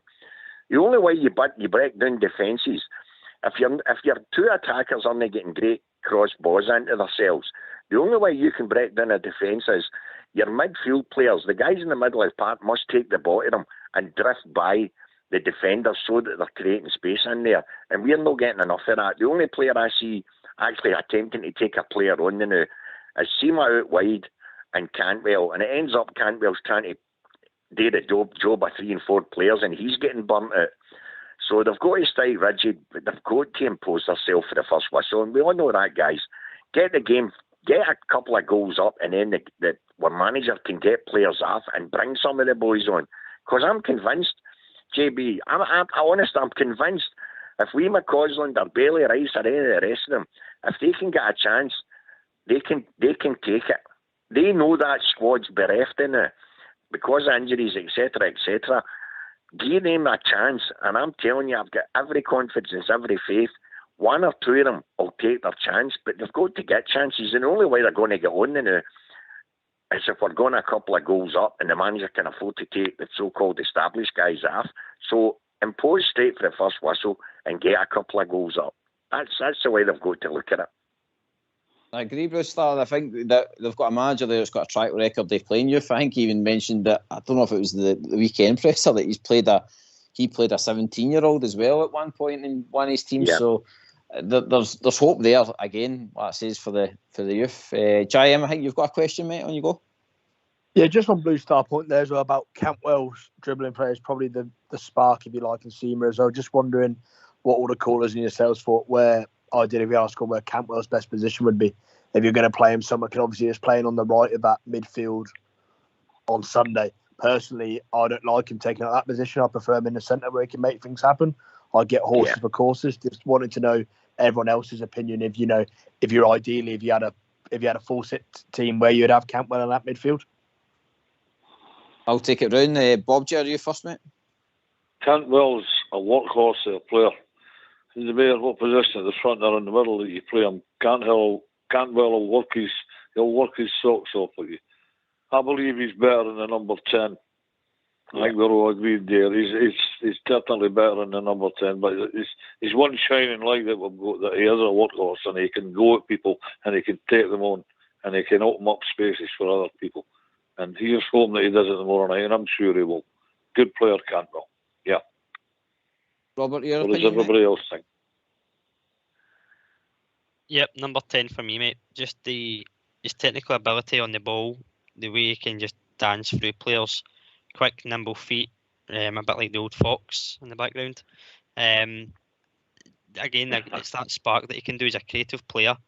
And I think when we do have him out wide, we lose that creativity in the middle. And then if we're playing him as the 8, as a kind of advanced playmaker as such, if that's the term you want to use, you're taking him away from the goal and having to build further up the park towards our defence. But by that time, there's 2 midfielders on him already. Not that he can't get away from them, but it just makes that a wee bit harder. So for me, he's a 10. Joanna?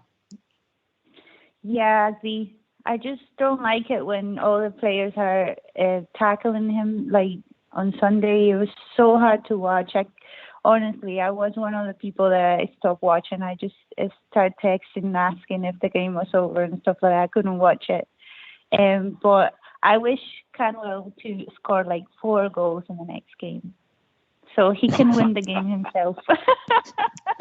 And then get him right off that park and bubble. That'll be like, that'll be so good.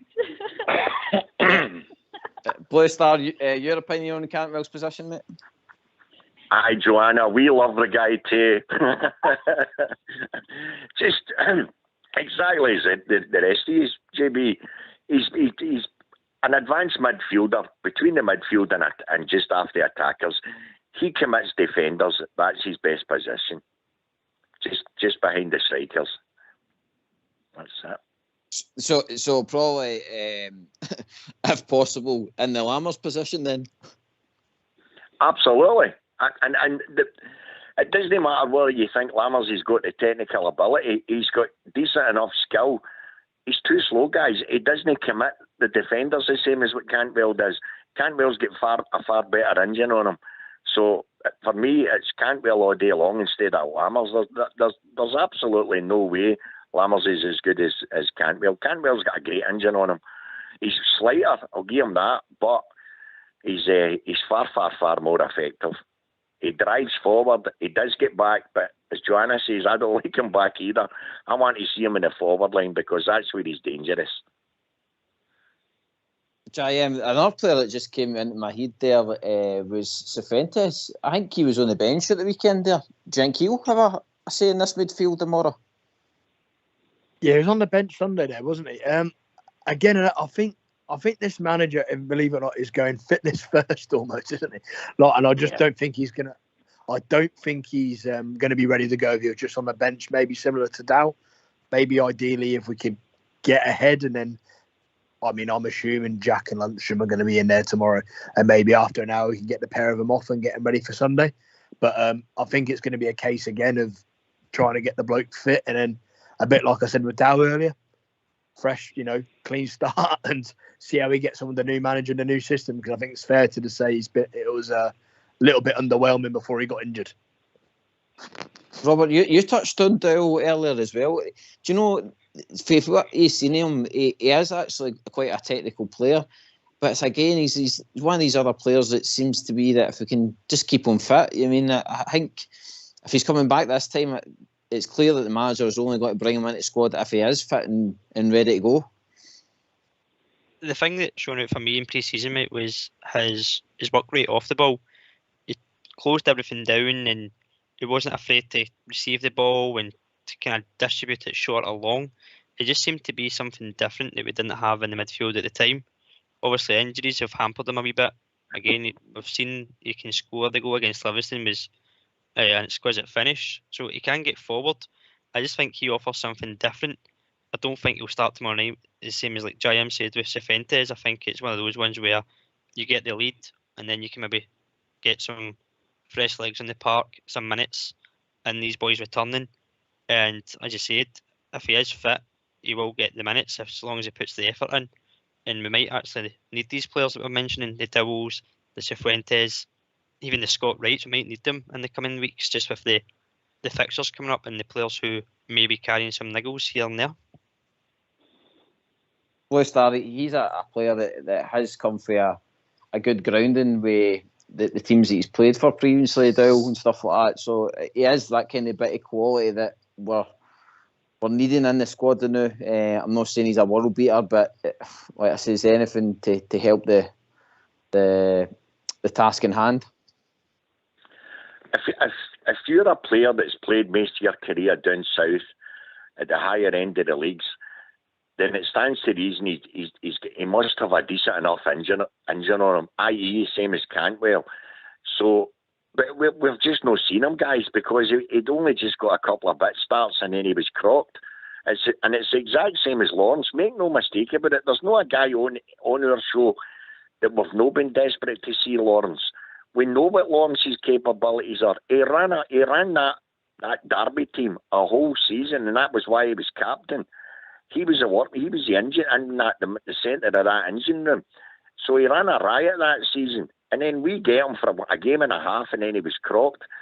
So the likes of Dowells and the likes of Lawrence, we're desperate to see these guys back because we know what they're capable of doing. We've just not seen it. They've just not done it in a blue shirt yet. So the quicker that we can get them back, if we can get them back up and running, that's only going to be, that is like 2 brand new signings for us. So, aye, by all means, we want them fit and we want them in the team because, as I say, make no mistake about it, these guys have the ability. If they can get fit, then they get in that team. There's no ifs, buts or maybes. They would be in that team. And it's the same guys. I lauded the fact that we've got Sequentes. He was the guy I thought was going to run that midfield. Honestly, I did. I watched him for LA, and he was a centre midfielder. And as soon as he got the ball, the guy just ran forward with it, continuously banging shots for all angles. We've not even seen him in the centre of midfield. He was getting played at the right. So it's all down to getting these guys fit. If he gets them fit, make no mistake about it, our manager will give him a chance.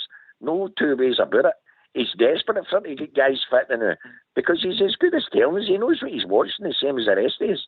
The team's not functioning anything like what it should be. But he's got a couple of results, and that's the main thing. But he needs players in there, and he needs these players to get fit, to get them in there. That's what it's doing to. Yep. Bob Chair, score predictions for tomorrow, mate? Oh, well, can I start with saying that I didn't want to see us going up there tomorrow night and waiting 29 and a half minutes before we get an effort at goal. Let's go for it right away.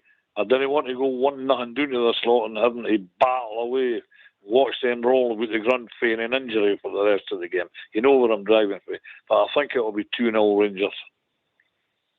Nice. JM, mate, your score prediction? 3-0 to the Rangers. Lovely. Robert? JM still mine, 3-0. Joanna? Oh, you said yours 4? Same. I will go 3. I'll go 3. 3-0. Okay. Right, Blue, yours as well, mate? 2 for me in the first 10 minutes and we can relax the rest of the game. Make those substitutions early. Right, we're reaching that time of the evening. We've got 5 minutes left, so I'm going to go around these quickly. Final thoughts, Blue Star. Thanks for having us on, guys. Let's just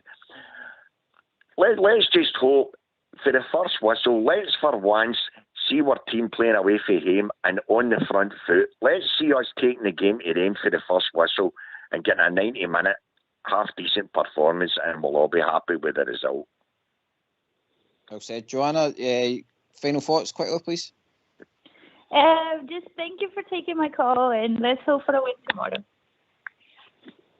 Lovely. Bob, Ger, you're the same, mate? The final thoughts? I'm exactly the same. Thanks very much, so much for taking my call once again. I so enjoy it, as you all know. Come on, Rangers. Give us a performance. Thank you. I'll see you later on, guys. Robert, bud? It's been a good show tonight, mate. Good calls, as always.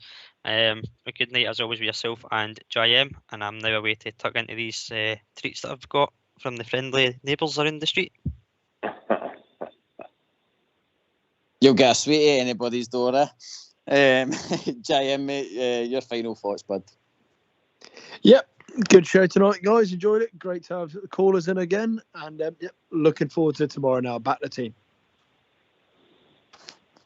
Well said, mate. Right, well, I want to do a big thank you to the callers to start off with. Blue Star, Joanna and Bob Chair. It's been an absolute pleasure tonight having you on. Good content as well from you all. And like I says, any other night you want to phone in, you are more than welcome. Big thanks to the 2 wingmen there, JM and Robert tonight. He's done fantastic, boys, and I'm glad you've enjoyed your dress up and trick-or-treating. Big thanks to Ox in the background taking the calls tonight. And a big thanks to Fox and Old School Blue on the technicals. This has been Rangers Radio. We'll be joining you tomorrow night for a pre-match show, I believe, for the game, to talk about all things Rangers and a Rangers win. Come on, the Rangers. Good night.